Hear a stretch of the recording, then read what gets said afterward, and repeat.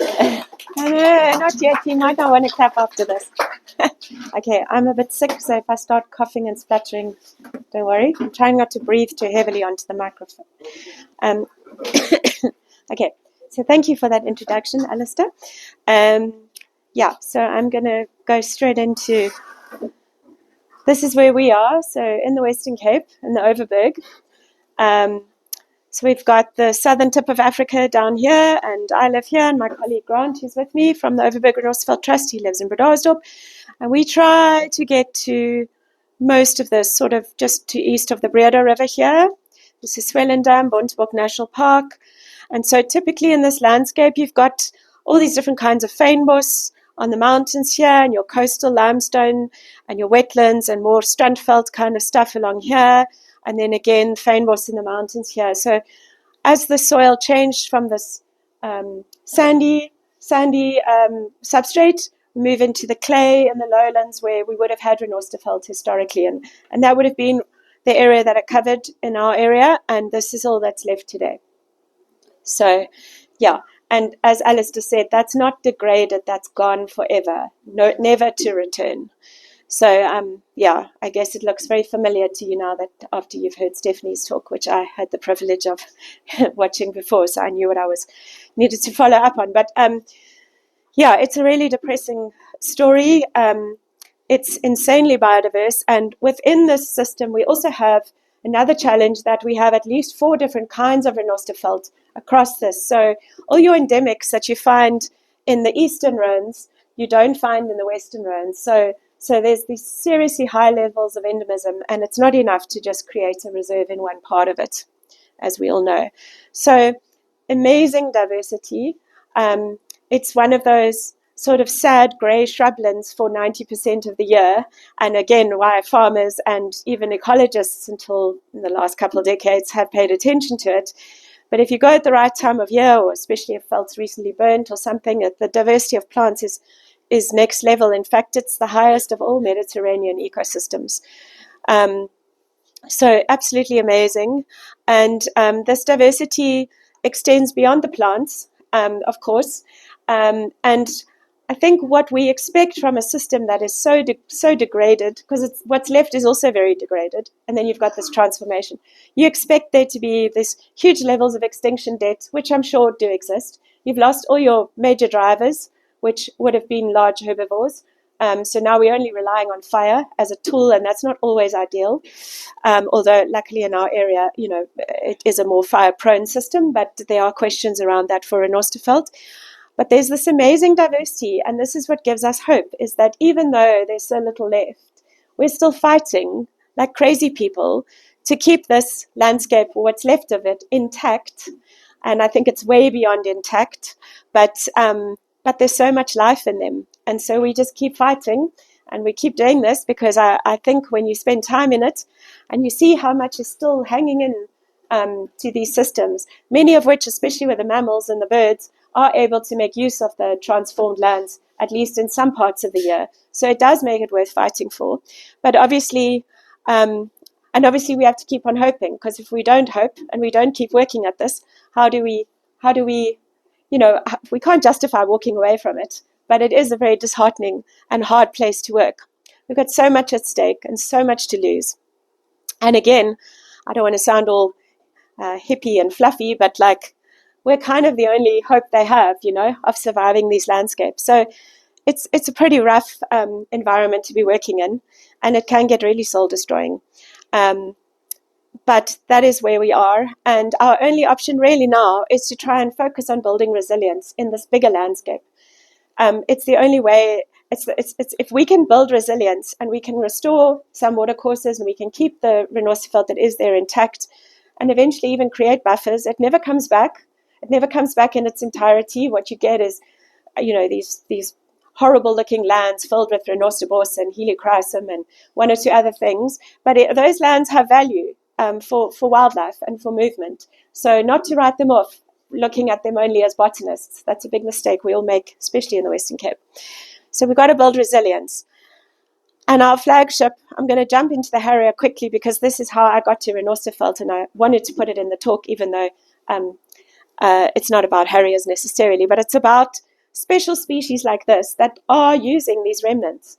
This is a bird that has a population of less than 1,300 individuals.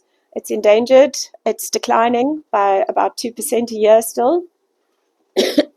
And it is the reason why I... the lights at the back, I think.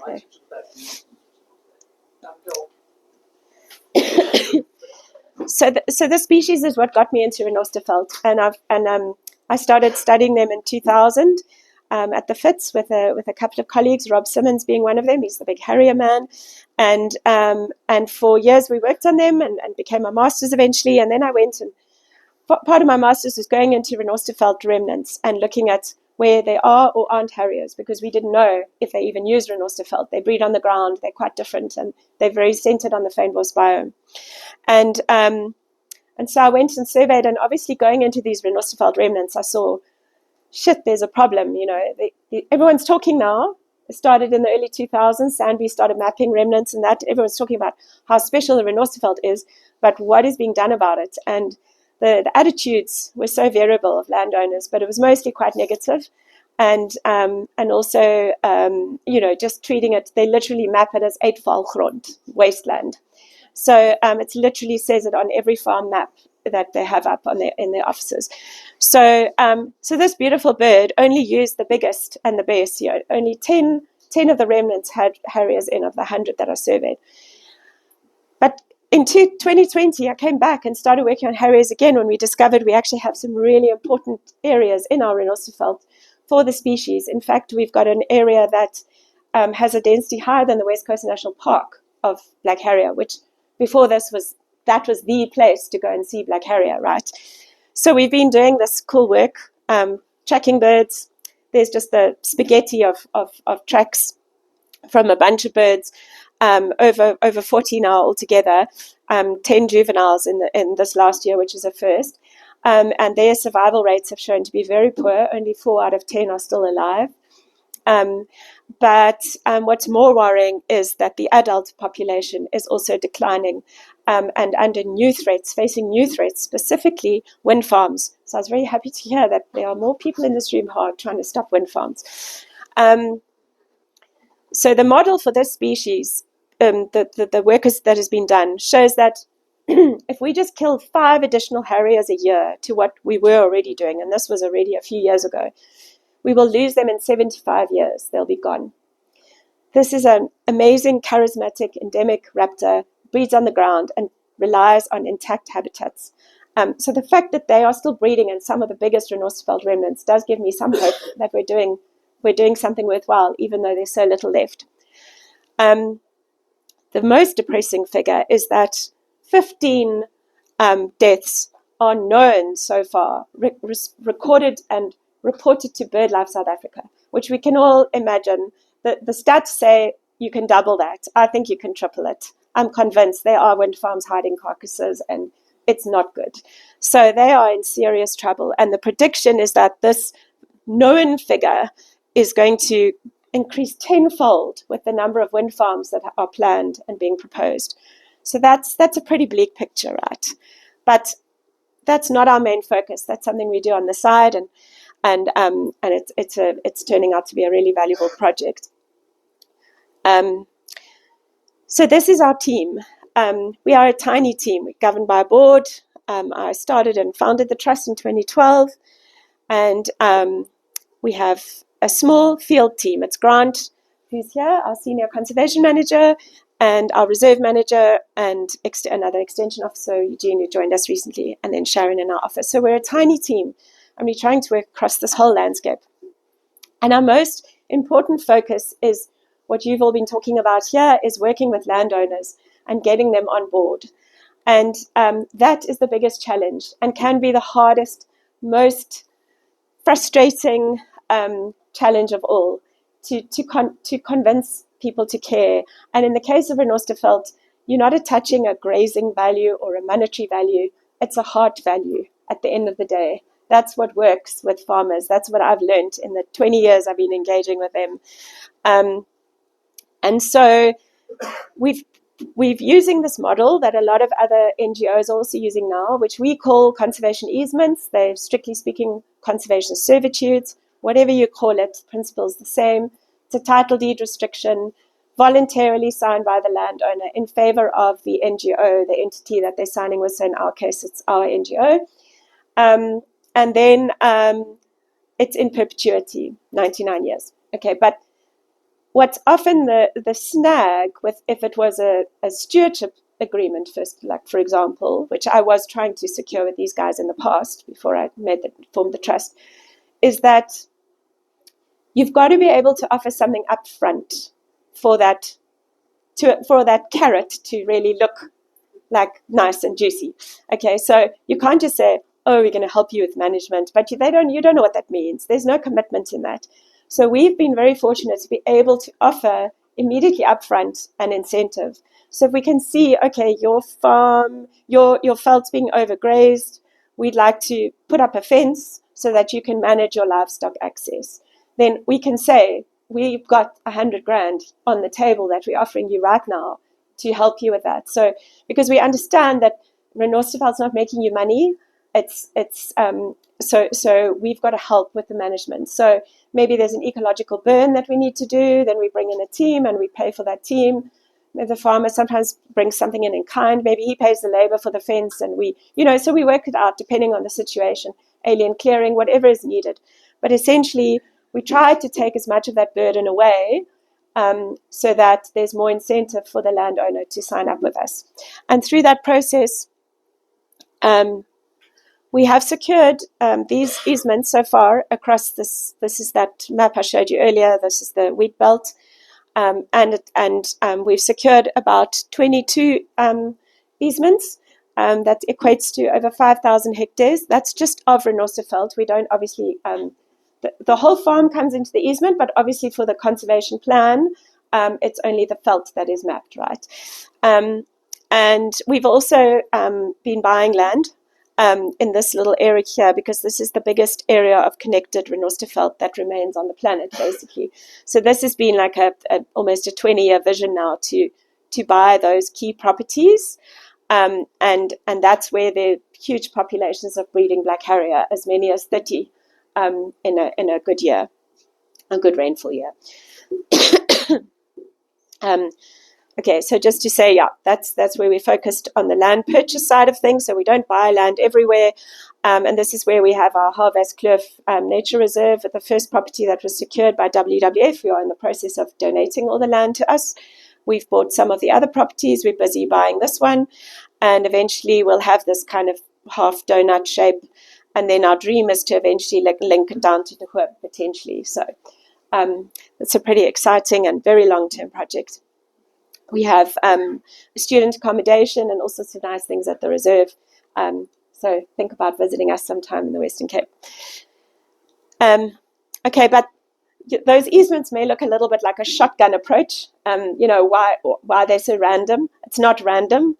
It's just how the landowners, were willing to come in. So we, as you know, this is I just showed you the area that we're working with. And so we identified some clusters of connected areas. Remember, I didn't show you this, but there are the three types of Renosterveld kind of split there, and there, three main types, and then some special stuff along the Breede's River as well. So we tried to kind of select the biggest, most connected areas to focus on those, not exclude others, but just to have some focus. And then if you look at where we are currently engaging with landowners, so these are landowners who've said, yes, you can come and survey on my land. Yes, we can talk, but no, I'm not coming in on an easement yet, or it's too early still. So that's a whole lot of stuff that's in process. The reds and the blacks are do not go there. Black is I plowed illegally, and I don't like you greenies, so don't come near me. The reds are I've heard about you and illegal plowing cases and where you might have been involved, and I don't like you, so you can't come onto my land. And I hate Renosterveld, so that's them. And then the greens are anything that's in conservation or a form of conservation with us or through Cape Nature, and this is a protected environment that we're busy working on here. But I mean, I think of the protected environments, like 10% is natural felt. It's a huge amount of mostly transformed areas. But just a reminder, and I think I don't need to say this anymore. You've heard Stephanie's talk, but don't wait until your struggles become this bad. You've still got, only 5 minutes. Really? No, I'm a plenary. I've got longer. Sure. Okay. Okay. So just act now. You've got those moderately transformed areas that still have potential. Focus on those. Just don't get to this, because then you feel hopeless. So if you see, that's our relationships kind of summarized. The greens are the converts, and the others are maybe converts sitting on the fence, probably not. And then and then there's our area where we focus on the purchase. So we're getting to this point now. If you look at a graph of how we started off when we first signed our first easements, and how it went up, and we were so excited. We thought it was going to keep going up forever, like a snowball effect. One guy signs and the rest come on. That is not how it works, which you all know. I see you shaking your heads. You all know this, but unfortunately, it took me a long time to accept this, because knowing it and accepting it are also different things. We are met with more resistance, more like tragedies, more things that like bad outweighing good. And it's really, really tough. And then there's all this as well, wind farms, my favorite, power lines coming up more and more because of more wind farms, and the degradation of the watercourses, aliens, all the stuff that you guys are familiar with, illegal ploughing, etc. And there's this kind of constant fatigue in this uphill battle that you just... and I don't know, some people have never heard of eco-anxiety, even though they're feeling it. It's actually a term that is being studied extensively by psychologists and therapists. And that is, it's been my favorite painting since high school when I studied art, but that is how I feel almost every day. So, and then you get the stuff going on in the world, never mind what you're seeing on your doorstep. Number one arsehole, this is like all getting worse. And then you've got our incompetent and disinterested law enforcement departments who you tell the farmers it's illegal to do this, but then they're like, so what? Because nothing ever happens. You actually do get dreadful landowners who really do hate nature. They hate it. And then you got a little thing down here, which I hope you are all aware of, called Padala. Who is aware of Padala? Okay, Padala, that's another discussion, but I'm very worried that none of you have heard of this, because this law is coming into this country. It's already in place. Protection of the Development of Agricultural Land Act. This is a new law brought in by the National Department of Agriculture, where they have the say over what gets declared a protected environment or protected area or nature reserve. Everything will have to go through them, and they are on a mission to stop every bit of potentially useful agricultural land from going into declaration. If you guys haven't heard of this, you need to it's bad. This is going to be the next threat to what we're doing. So I put it there with all the negatives, because it is a negative. And then with this whole awareness and eco-anxiety thing, there's such a difference of how people experience this and who experiences it. So I found this while I was looking for stuff on eco-anxiety. This is Democrats, Independents, Republicans in America. Check the awareness about global change, about the threat that is viewed by people. It's the Democrats that feel it, right? The Republicans are like, no, there's nothing going on. Take those machines out of the ocean that you're measuring the sea changes with. It's bullshit. It's just, there's nothing going on. So it's like your level of education and your, is again a case of how differently people experience this and how not everyone relates to what we're feeling. So another study that showed how people are experiencing climate change, and how you can see it's the countries that have been impacted by it that are feeling it. So that's a direct cause also of what they're calling eco or climate anxiety. So just to say, there are lots of reasons for experiencing these kinds of things. And so if you take eco-anxiety, which has several different other names, you get two, oh dear, sorry, I'm now going the wrong way. I'm trying to go back. I can't go back. Thank you. One more. Thank you. Okay. Just seen the rest of it. Anyway, so there's the direct impact felt especially by disadvantaged or less privileged people, communities. They're feeling the direct impact of climate change. But then there's our side of things, which is this passion and this love for conservation and what we're doing that has driven us all to be here today and to do what we do. And that's, I'd like to believe, it's driven by altruism, and it's a genuine, deep concern for our planet. And this is resulting in this incredible anxiety, and it affects hearts and minds, basically. And it's not about how it affects me directly, it's about the future. And so eco-anxiety, when I first mentioned this at a Fynbos forum, it was over 10 years ago, and I Googled it to try and talk about it, and there were just some blogs on it. If you Google it now, there are endless papers, scientific, okay, that's a strong word for a social study, but hey, I'm joking.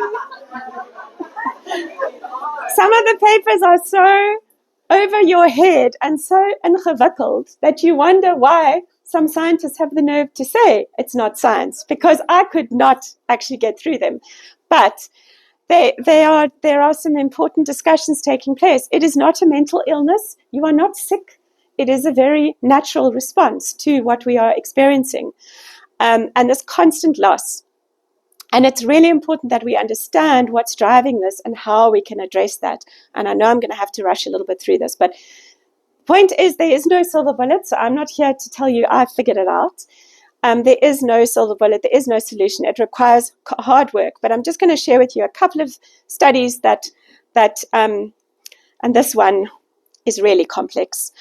But basically, this is talking about, I'll take the most complex one, and then I'll go down to a simpler version. But the idea is that we start off in this place of unknowing, which is not the case for ecologists, right? We all kind of we passed the shock, and a lot of us are in this space here, where we're feeling constantly anxious and depressed. And there's three components here. There's action, you're doing stuff, but maybe you're burning out as a result because you just can never do enough. And you feel like it's never enough. Then there's this grieving where you just feel completely overwhelmed constantly, and you don't know how to deal with that. And then there's distancing, which is an unhealthy process if you do it to the point where you become indifferent and you stop caring, because then you become useless at action too.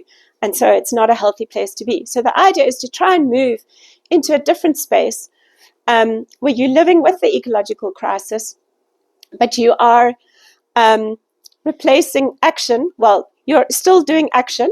Sorry, this says action.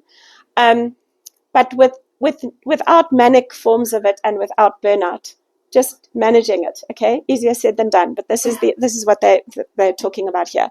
Emotional engagement. There is grieving. Grieving is a critical part of this process, but not on an ongoing basis that it becomes debilitating. And then self-care replaces distancing. So it's subtle things, but instead of distancing completely, knowing where your cutoffs are and looking after yourself, which is something that's much easier said than done, but it's about balance. And then they made a lovely simplified version, which probably I should have just started with, but the same kind of idea here is that these are three components that we are working with all the time. And we have to work on balancing those three. If one of them is out, if you're doing too much and you're pushing too hard, like so many of us do, it leads to overwhelm and burnout. And then you become ineffective. And what's the point of that? A friend of mine said to me, we don't need you 6 feet under, That's kind of where, and we've seen it. We're seeing it with colleagues ending up in hospital, suicides, very high in the conservation sector now, growing all the time.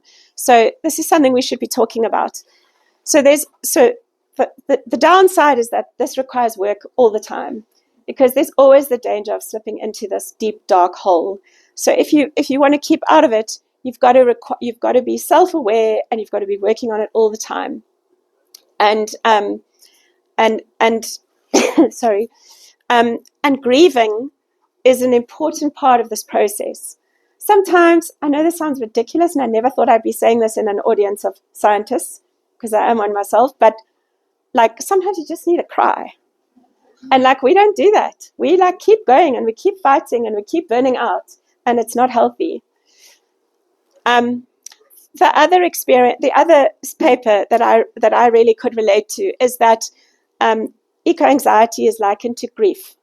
And in the way that the similarity is that if you lose a close person, okay, somebody close to you, a death or a breakup or whatever, it's a grieving process, okay, but that is restricted to time and space generally.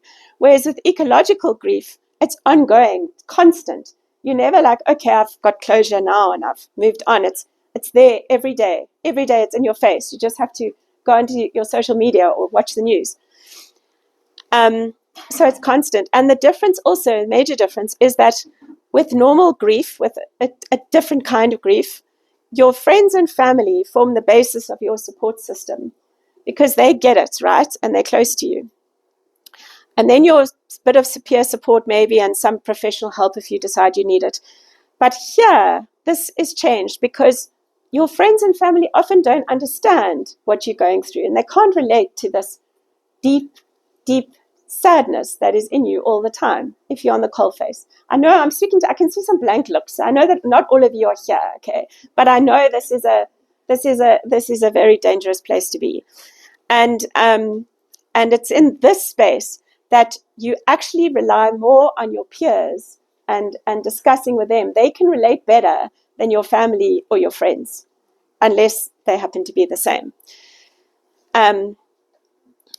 So the solutions in the work environment, what is coming out of these papers is that, and I want to just draw attention to anyone who's a CEO or COO or a manager of other people, don't overlook the importance of this. We're seeing it big time in the biggest NGOs.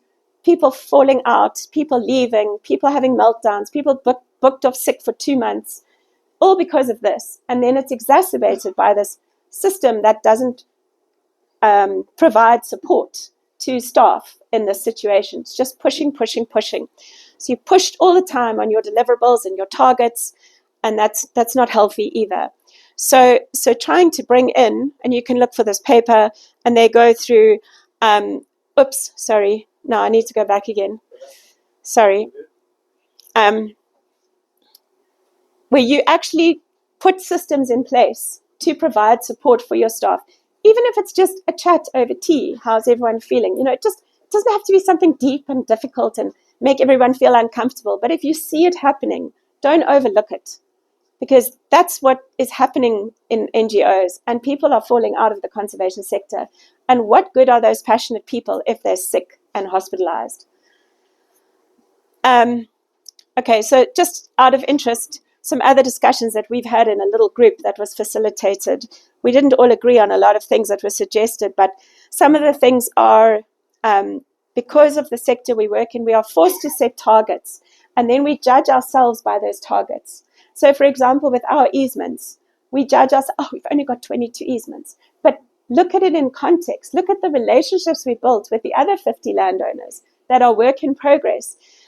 Somebody said it earlier on in our short break, you're just stopping things. You're just holding things at bay. There's value in that. There's value in just doing that. So try to imagine what would be happening if you weren't doing what you're doing. That's a good way to look at it as well. Sometimes just going into a discussion with the landowner without that expectation can also help you not feel completely deflated when you walk away. It's just go and have coffee, get to know each other. You don't get married before you get to know each other. So get to know each other first, and then you can bring in the proposal for an easement or a nature reserve or protected environment or whatever. And then also just to say that sometimes it does become an incredibly personal journey. I know every one of you here, some of you will have never heard of this or think, are you crazy? Bunch of mad hippies or something. Others will be saying, I relate to this very strongly and I need to get help. But it's a personal journey. And the main thing is that when you are in this anxiety state, you are basically in fight or flight mode constantly. And that's not a healthy place to be either. So we need to find a way to work through that grief and also come out stronger at the other end and look after yourself. So something that I know people have tried to get across to me especially is we feel we're never enough. We feel we're never doing enough. You've done all these things, but it doesn't matter because I've still got to do this, and that's important to just stop and say, whoa, I actually am enough. I've actually done all I can in the hours that I have, and probably too much, probably killing myself in the process. So just stop spiraling. And if you don't allow the grieving, if you don't acknowledge grief as part of this, you will burn out and you will spiral. So, some of the ways that they recommend to work past this is a healthy work-life balance. I think a lot of us are really bad at that. Even if we have families, we tend to put this stuff first. I do. And actually celebrate your successes. We don't do that. The other day we secured a piece of land and I phoned Grant and I said, come and have some champagne. And we try to get ourselves worked up, but the whole process to buying that land had been so ugly and so negative with this landowner who really screwed us in the end that it didn't actually feel like a celebration. You have to really give yourself time to sit and acknowledge what you've achieved. It's important. Set media boundaries. Okay, we all know that. Don't become indifferent, but also don't allow them to rule your life. Spend time in nature. Some of us are working so hard on the stuff behind our desks, we forget what we actually connected to and what this is all about. Go and do that stuff. Do it. Take your camera, whatever. Go for a walk. Do it. It does bring some relief and perspective. And before all else fails, don't wait till it fails. Find a therapist if this is where you are. But you got to find one who gets it, not someone who just writes it off. So, but importantly, find community. And if you're in a workplace where you can have informal chats or set up groups, do it. It's worth it. So I'd like to end with my favorite, my hero, my second to David Attenborough, is the lead singer of my favorite punk band, The Offspring. And he gave a presentation recently to a bunch of graduates. He graduated, he got his PhD in 2016. And he, at the same time, has been the world's biggest punk band, basically. And in the 90s, he was singing when I was in school. So he gave this amazing presentation to the students, and he said, I believe that we are all here to make a contribution. You don't have to provide the whole solution, but you can be part of it. And I think that really spoke to me, because I always feel I have to do everything. It's such a heavy load to carry. Life is not a straight line, but a series of pivots. Be prepared to pivot, especially if you follow your passion. I thought that was really cool. And I'll just end with this lovely other quote, which is a reminder of how much we keep looking ahead. We have a long way to go, sighed the boy. Yes, but look how far we've come, said the horse. So just to kind of, again, remember the good stuff and what we have achieved, and focus on that. And that's the end. I'm just doing a little advert here for our children's book and our plushie toys to celebrate Bird of the Year, coming out soon.